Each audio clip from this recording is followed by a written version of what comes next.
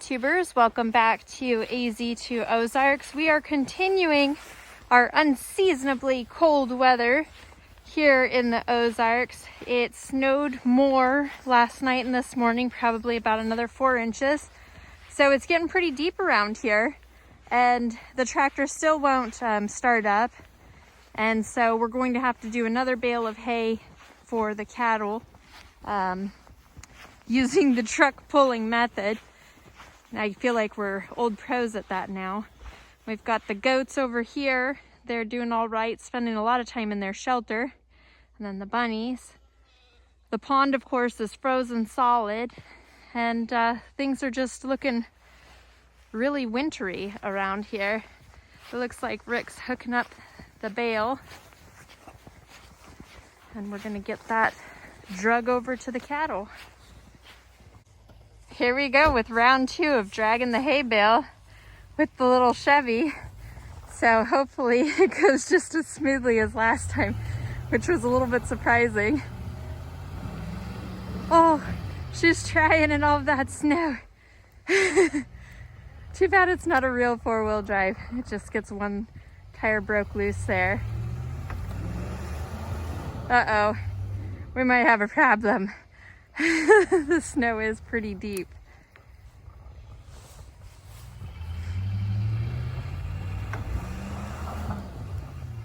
There we go. If any driver could do it, Rick could do it. For those of you who are not familiar with us, he actually was a professional off-road racer for some years. He is now, of course, retired, but he had a lot of good races back in the day.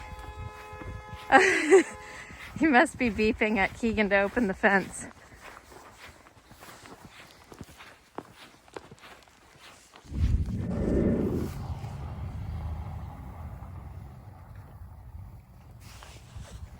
And then we'll need to get the netting off of there and unravel it for the cattle. Oh, it tipped over, went the wrong way. Look at those cattle. We got to get that net off. They were definitely ready for more hay since the snow had covered up everything else we had out for them. So they come in quick, and that green netting that they use to hold the bale together, the cows will rip that right off and they start chewing on it, and it can make them sick. So we definitely try to do this quickly to get them, get the green netting off of it. And then the boys are rolling it out, because what you don't want to happen is for them to all stand in one place, because then they destroy your land and make it into a muddy, trampled mess where the grass won't grow again. So by spreading out the hay bale and putting it in a different place each time, it helps prevent them from killing the pasture for future years of growth. And also spreading it out, you know, it spreads the seeds from the hay and helps overall improve the health of your pasture. And this pasture, well, this whole property was quite neglected for several years when we got it. And so the pasture definitely wasn't optimal. It was getting a lot of native grasses coming back in that aren't as good for the cattle. So by spreading out these seeds, it really is going to help the composition to improve in future years.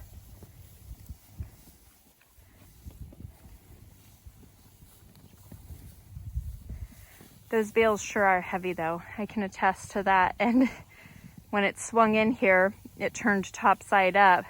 So it wasn't conducive to rolling it out. So we did have to tip it back over. And then just the effort of rolling it out like that, you'd be surprised how winded you can get, and especially marching through the snow. It's probably deeper than it looks here. But the cattle are all still looking good and faring well in the snow, which is good news. The water heater is working great and keeping them with fresh de-iced water 24 hours a day. And then we're just spending time putting out hot water for the goats and the rabbits in order to keep them with thawed water. we don't have de-icers on their water just yet. So maybe next year, we'll see. It's just jumping into all this, we don't want to put out more money and expense than necessary. And so a little extra work might save us a little bit of money in the long run. We'll see. We kept a little end of the bale off here, and we're going to use that over in the goat pen. So the boys are going to drag that over there. Right now the goats aren't able to forage for very much, that's for sure.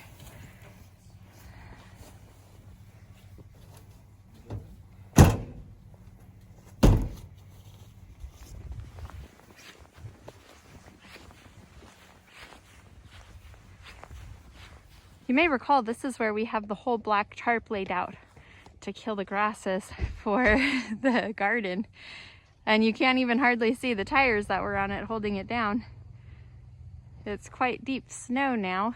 And then the greenhouse and all the dirt we had put in there, you can't see it right now, but that's all right.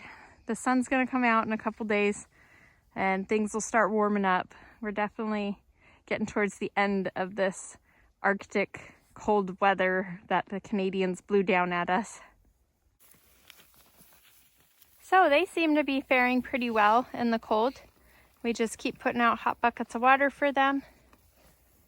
And their structure has worked out nicely, at least in a temporary sense.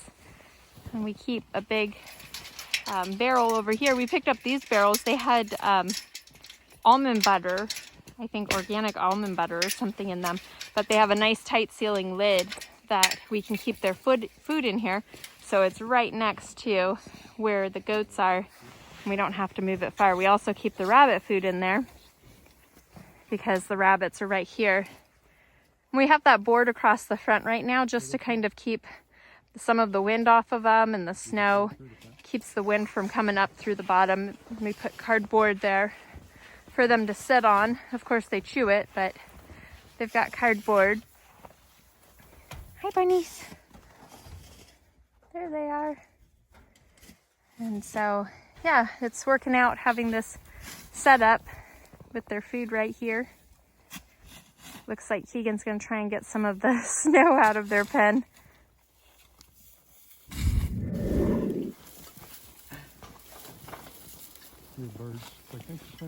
Yeah, the bird was appreciative of the clear spot.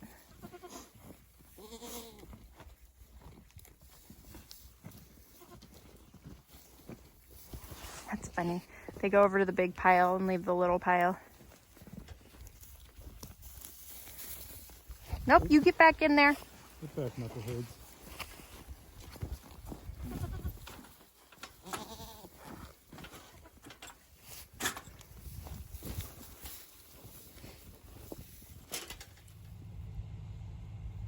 That's a good boy. As a housewarming gift, our realtor, Greg Weeks, had gotten us this bird feeder and a bag of bird seed. And we love watching the birds come to the feeder. And I noticed this morning it was empty. And when we cleared that little patch in the goat pen and saw the bird pecking at the ground there, it reminded me we needed to fill it back up. So hopefully the birds will be excited to have more feed. And it's here on our giant tree. I don't think I told you guys yet, but the Missouri Department of Conservation came out and measured this tree. And it turns out we do have the Missouri State Champion tree. This tree is over 23.5 inches around. I'm sorry, 23.5 feet around. It is giant. And the height was 92 feet. And the spread of its branches, the average was 92 feet. And so it wasn't even close to the current champion. It is the absolute biggest tree recorded in Missouri as of right now. And it is a Tulip Poplar. They tell us this is a fast growing tree. And so it's hard to say exactly how old it is. But their best guess is that it's around 130, 135 years old. So this tree has been here for a long time.